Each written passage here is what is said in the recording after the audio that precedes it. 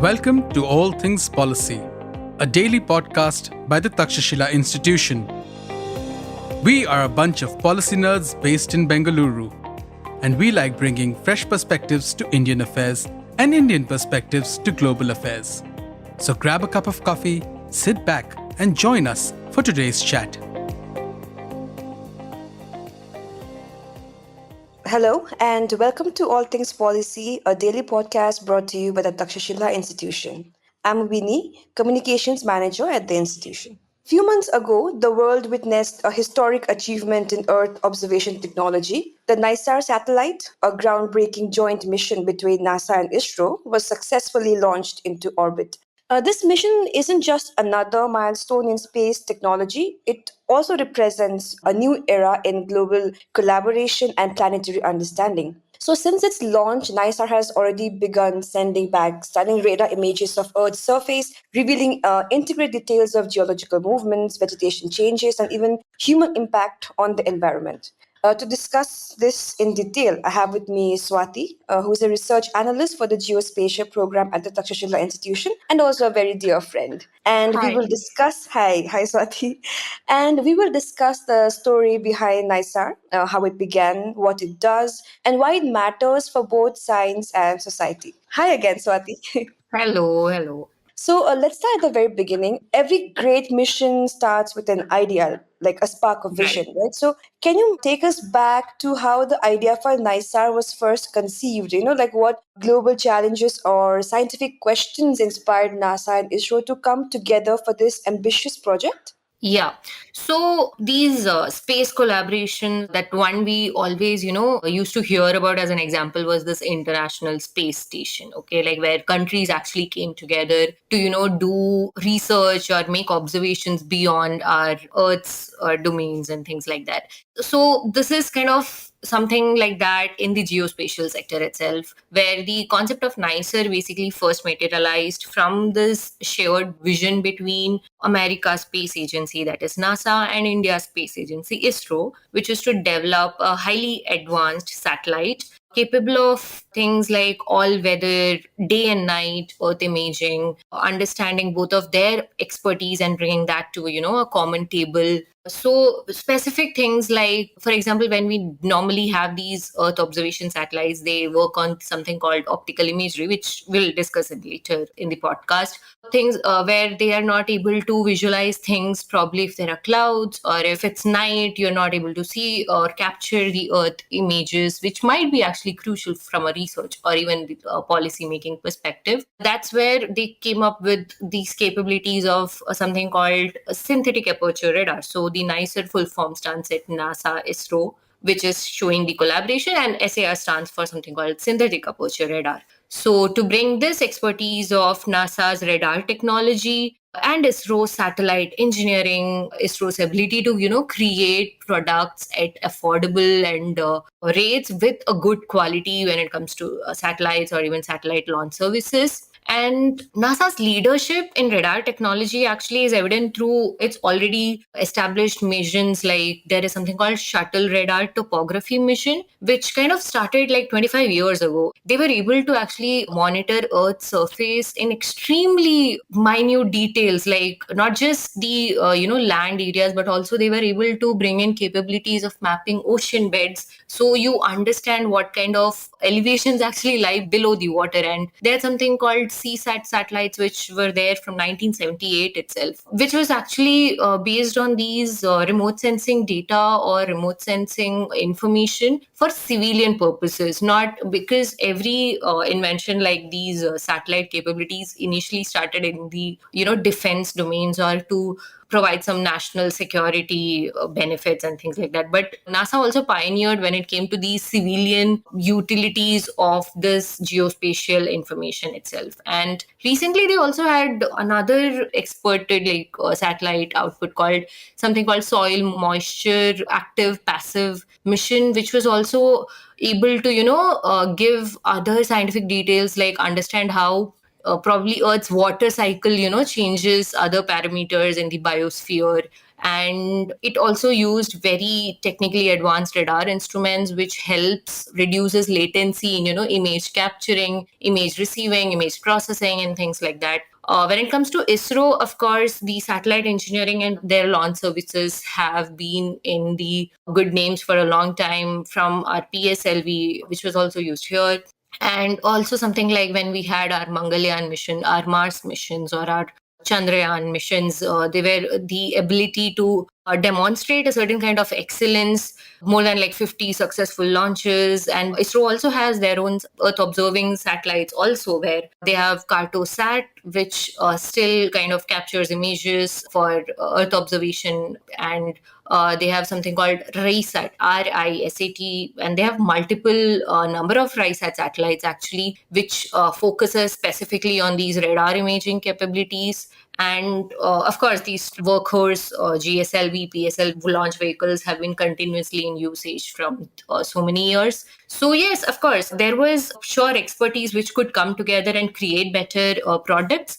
And of course, the motivation also addressing these critical global challenges, right? Because climate change is going nowhere. Natural disasters are only increasing. Sustainable resource management is becoming crucial, kind of need of the, not even need of the hour, it's more like need of the second or need of the minute for it. So there was this need for frequent, high resolution, multi-frequency, probably multiple radar data with multiple capabilities. So it was actually a leap towards, operational space-based infrastructure for environmental monitoring, disaster mitigation, and just generally to help the civilian population out there. Yeah.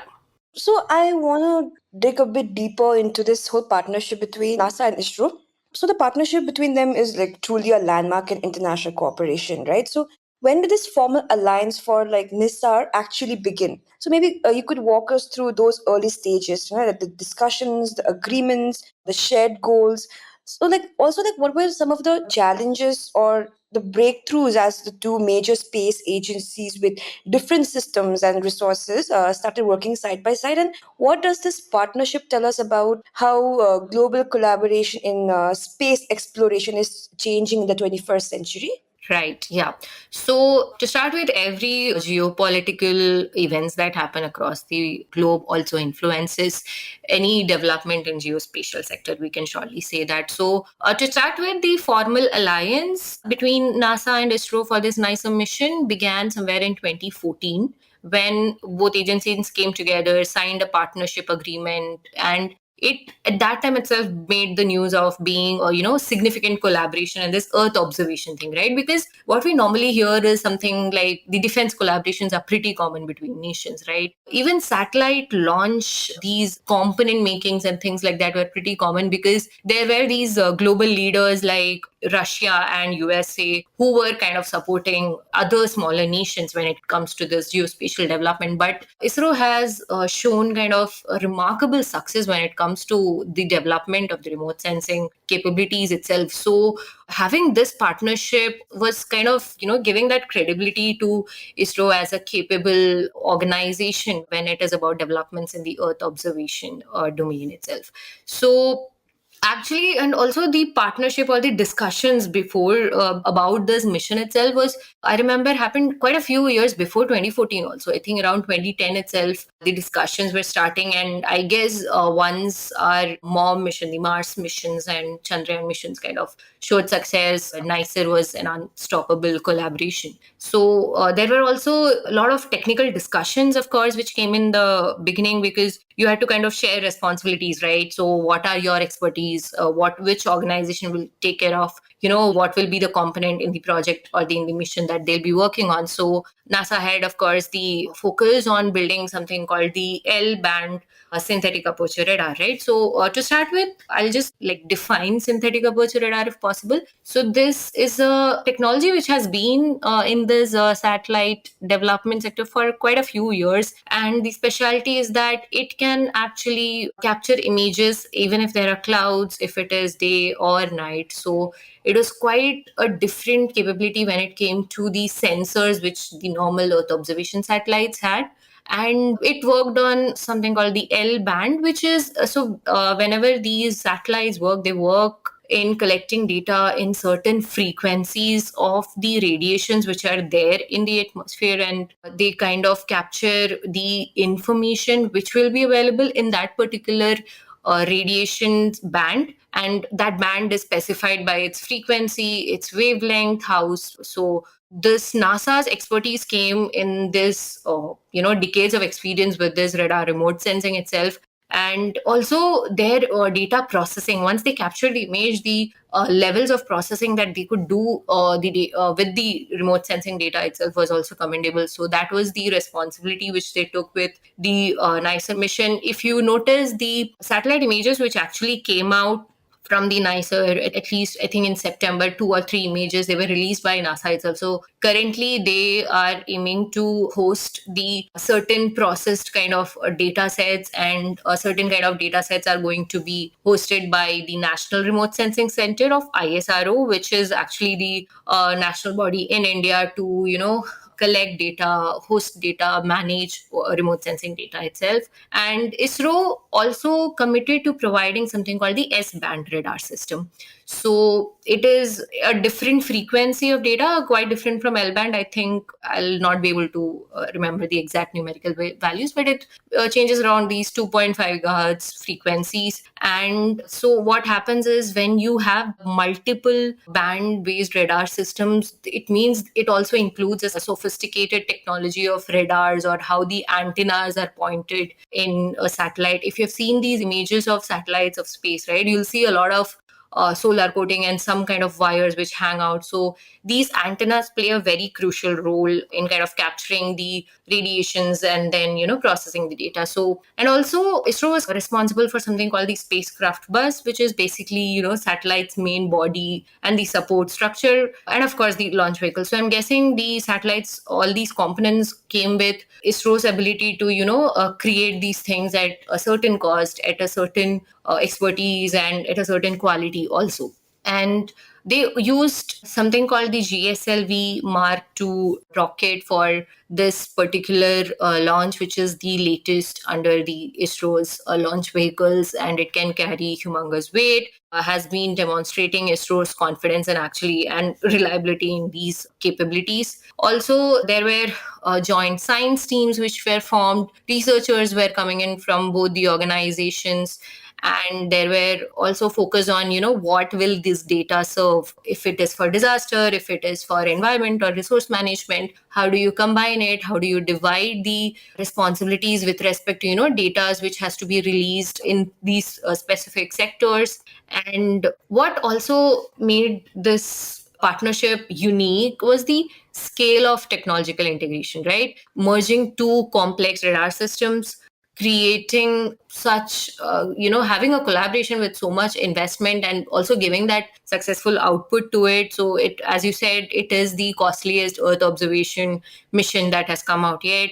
So, and it took kind of 10 years, right? More than 10 years to release its first images. So it talks about the long-term engagement that two countries, organizations needed to have, which has to go through so many other geopolitical environments which are across these organizations itself. So this coordinated engineering work, coordinated partnerships, and also merely having these project offices in both countries and having continuous communications between each other for more than this 10 year a decade is something that is actually appreciable.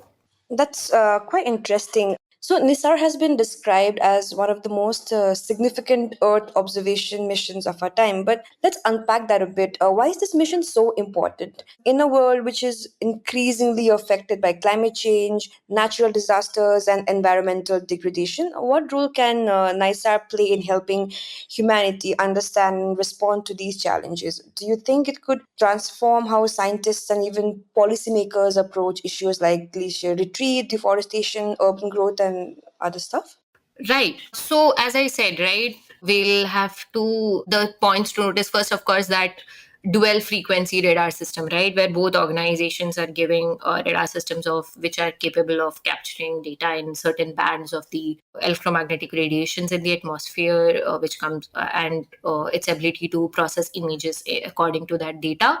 Then is the topic of SAR, right? The synthetic aperture radar itself is not so common, and it's the number of satellites that are out there are not all capable of creating data without the solar radiation, which is the source of energy, source of light for the images to be captured itself. So having dual frequency radars along with the synthetic aperture radar makes it quite unique in that sense, and quite different from the normal Earth observation satellites out there. So to talk about this L-band radar, it works at around a wavelength of about 24 centimeters, and ISRO's S-band is at a shorter wavelength, about 12 centimeters. And they are also, the way these sensors are being placed around the satellite is that it's fully polarimetric. And what that means is that they can transmit and receive radar signals in multiple orientations, and which means there'll be more rich information about Earth's surface. So basically, the satellites just revolve and rotate around the Earth, right? So that's what's happening. So when it is polarimetric, it is able to kind of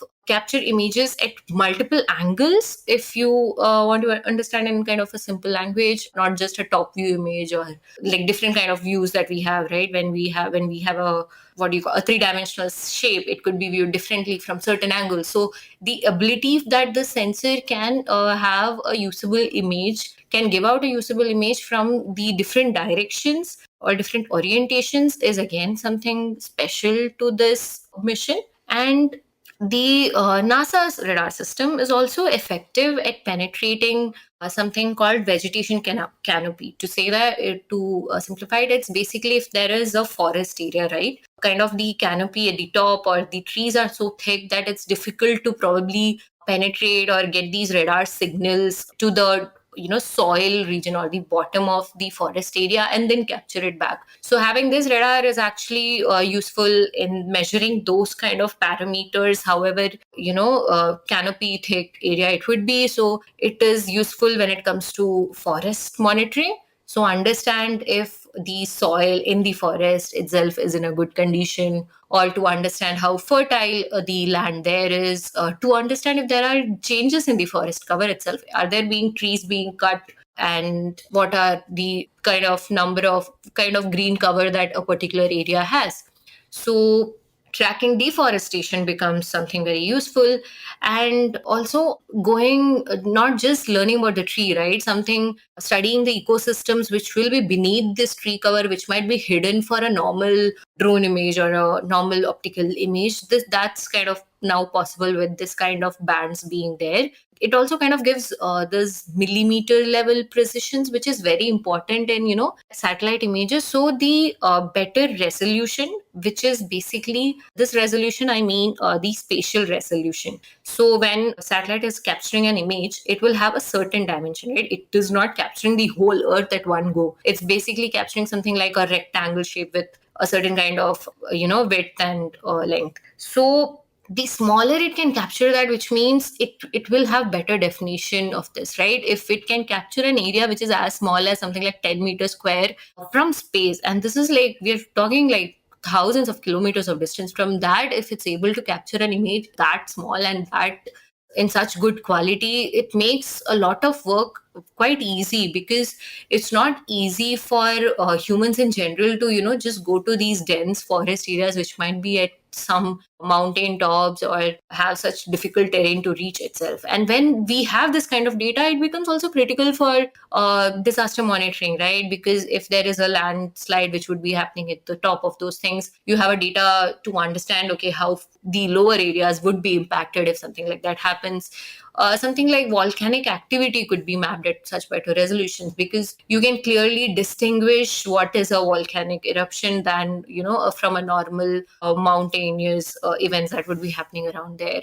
And the S-band of ISRO, which is there, it also provides high resolution imaging for surface features. Things like agricultural areas, right? To detect changes there, to detect how the cropping patterns or how the cropping cover remains in those areas. To understand what is the quality of soil when it comes to the surface level data. For example, if the satellite is able to measure that the soils water content, which is basically termed as soil moisture at the surface level, has kind of decreased. It gives out a message that, okay, somewhere the agriculture that's happening is kind of withdrawing more soil, or the soil kind of is losing the ability to retain whatever water it has, right? So it kind of gives this information to about these cropping cultivation patterns and things like that, which is useful to these farmers who are kind of dependent on this information because their life depends on these each production and harvest cycle, right? So once you know that your soil has a certain issue, then you can probably go ahead and resolving it. So these mission ensures that you have that preliminary data with which you can work and probably come out with some practical pragmatic solutions actually. And another thing is that it images nearly every point on Earth's land and ice surfaces, and that happens every 12 days. And this 12 days is what we would term as the temporal resolution of the mission. So the satellite is revolving around the Earth, as I said. So it cannot be at all the places of the Earth at one point, right? So when, for example, the satellite is above India, so it captures a certain image of Bangalore, you say. So then it goes around revolution and then it comes back to Bangalore, and that's when you'll get the image of Bangalore again. So this number of days, the gap between this number of days between these two images is called the temporal resolution. And ISRO currently, even if was capturing images across the globe, are satellite images which are available from at least our Cartosat or RESAT in the geospatial portals of ISRO itself was restricted to, Indian borders. So having this mission, having this collaboration also helps to get this open access data across the globe to of any basic location you want. And this since you can take these images at different times, NICER can detect also ground changes or movements, and it can be as small as actually a centimeter or in these meters and centimeters. So what it creates is something called interferograms, which is basically maps that show how the ground has shifted. So this actually is helpful when it comes to something like earthquake detection or earthquake patterns or earthquake vulnerability mapping and things like that. So it will actually appear, as these colorful fringe patterns. For example, each color in that cycle will actually show a specific amount of movement. To simplify it, if you would have seen these cyclone warnings, right, which come up in the news, they'll show a certain kind of way where it's like a circle with like inside it will be red color, then it becomes a yellow color, green color, and that's how this whole certain kind of body in this different color would be moving in the ocean. So that is how these interferograms, these maps with these colorful fringe patterns will be. And that can actually not just track changes when it comes to disasters, but just like normal water bodies and, our urban developments and ice sheets and glaciers, which, kind of normally the population of humans around these ice bodies like glaciers would be very less or almost like or just null. So without going there, if you can get the information from that, that's another great thing. And then is of course, the ability that it creates not just two-dimensional images. It's not something like which you draw on a paper. It looks more like these 3D maps of vegetation structures, right? So it doesn't give you, if you're mapping a forest, it's not giving you just the green cover around it. It can actually give the data starting from the soil to the top of that tree. And so that ability to, penetrating these haze, darkness, any kind of mist or fog that might be there in the environment, right? Because the conditions in the air can actually influence optical images. So NICER is kind of devoid of any of those hurdles which might come up. So and last is, of course, the providing open access data to the global scientific community. That means researchers worldwide, it could be climate scientists studying some ice sheet collapse, and disaster management organizations in different countries, tracking post-earthquake deformation, and all of them will have access to this wealth of information.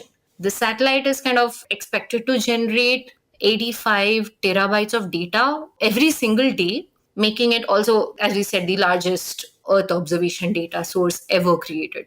So it's combination of frequent coverage, dual frequency observation, and the open data policy positions of NICER that is a game changer for, understanding our planet itself. So let's talk about the impact, the practical side of NISAR's mission. For instance, like how might policymakers use its insights to improve disaster preparedness or urban planning? Also, how can researchers leverage this data to better understand ecosystems or predict changes in a planet's surface? And beyond science, do you also see ways in which ordinary citizens like farmers, conservationists, or even students might benefit from this kind of data in the future?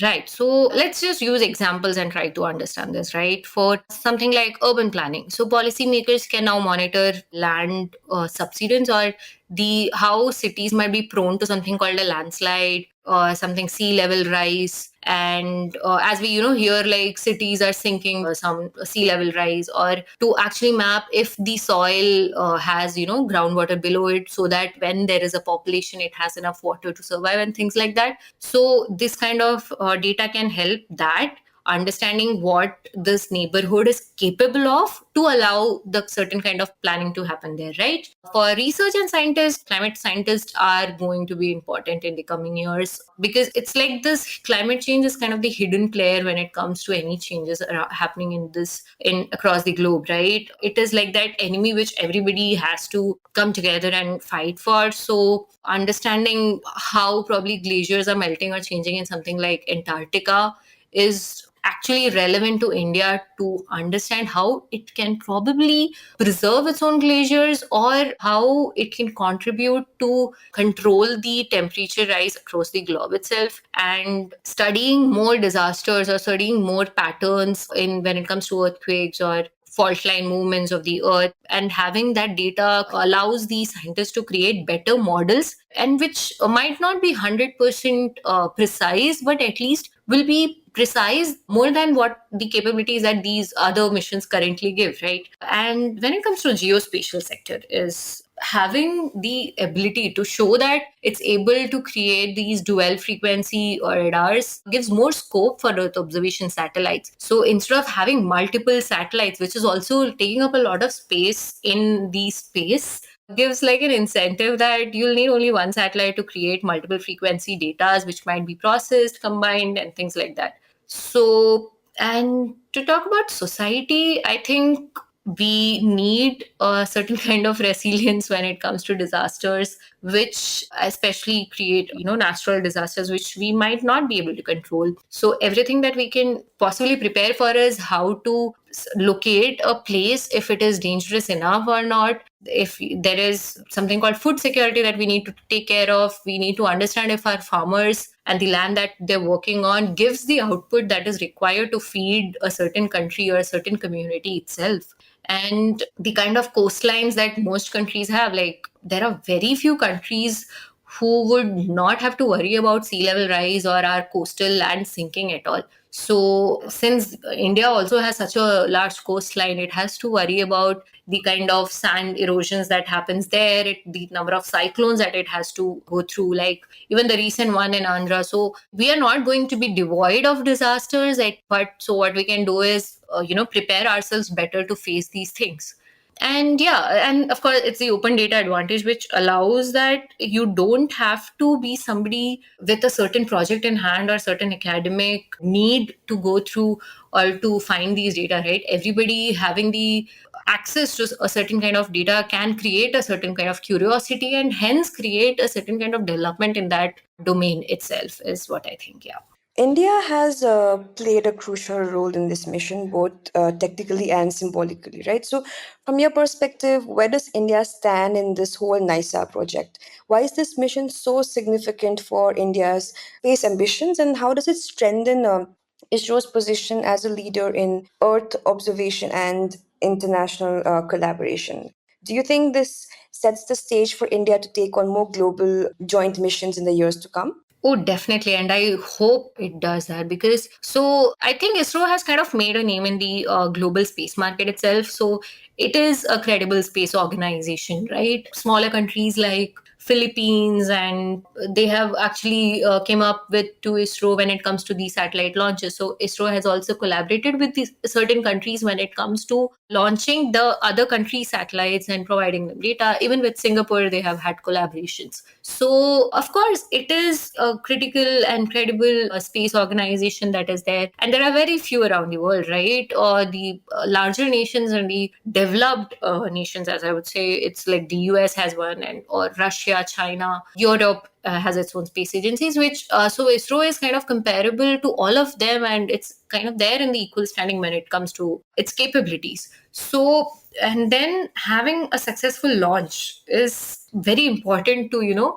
show your capability to build sophisticated technologies, and then not just build them but implement it. In the last years, the development in the earth observation domain for ISRO has itself been very important, as actually every country is racing to trying to have more data in their hand. So it is becoming that game, like whoever has more data, whoever has access to more data, who has control over more data, can actually influence how the narratives around the globe will go on, right? So having a say there is what these missions like NICER gives ISRO. So other thing is the partnership, right? Being ready or going into an equal partnership with what you can say is NASA is more established, and it has been there quite before ISRO was there. So to come to that equal standing with a larger organization, and then also fulfill all the promises that it would have made during the agreements, and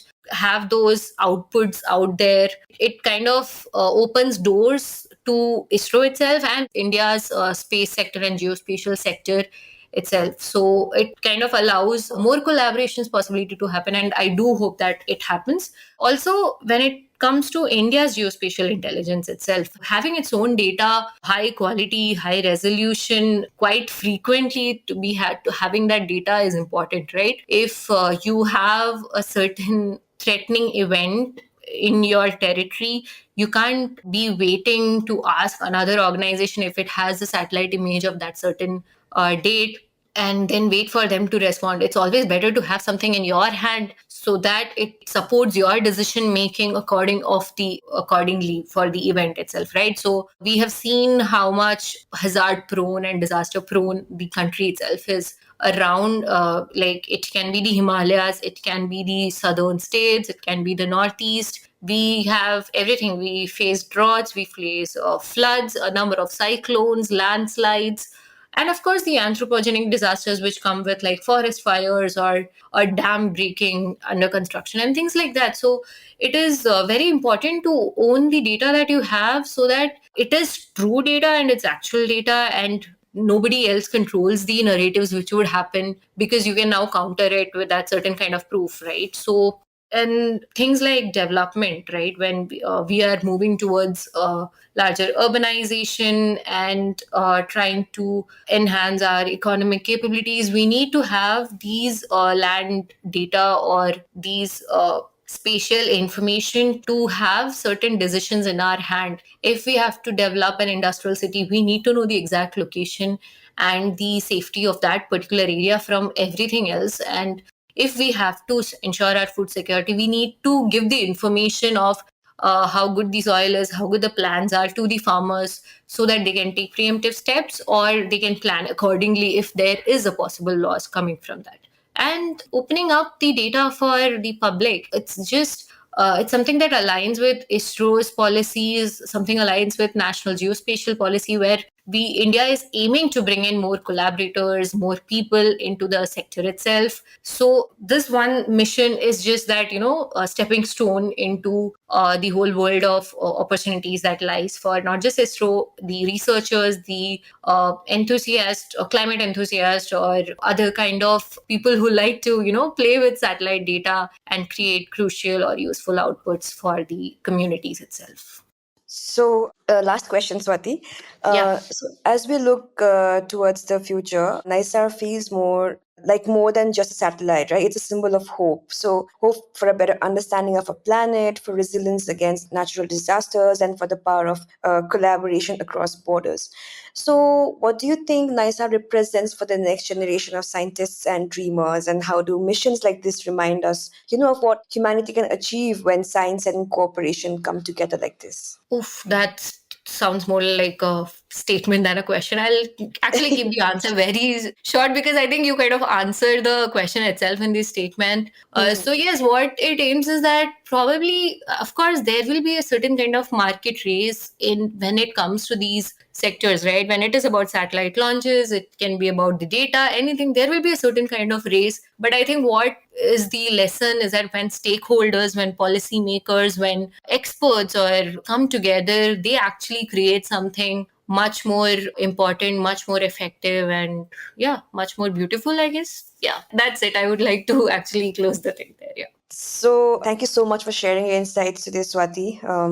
The story of NISAR is, reminds us that when we look back at Earth from space, the borders disappear, and what we see is just one interconnected planet. So that was actually a very fun conversation, and thank you so much for this, Swati.